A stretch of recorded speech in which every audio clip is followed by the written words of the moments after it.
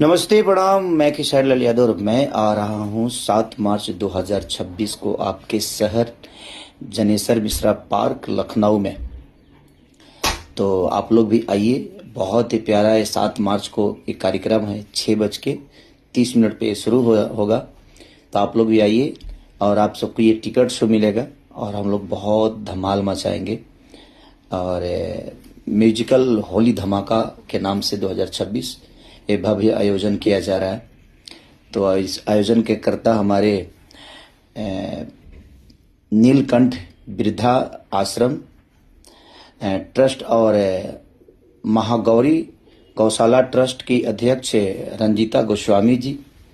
और ये इवेंट करता जो है हमारे रुद्राक्ष इवेंट। तो आप लोग आइए 7 मार्च 2026 को Janeshwar Mishra park Lucknow gate number 5 में।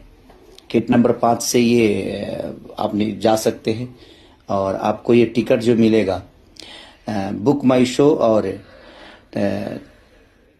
डिस्ट्रिक्ट ऐप पर।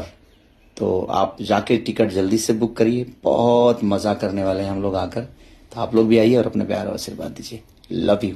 तो मिलते हैं आप सबसे 7 तारीख को, 7/3/2026 को।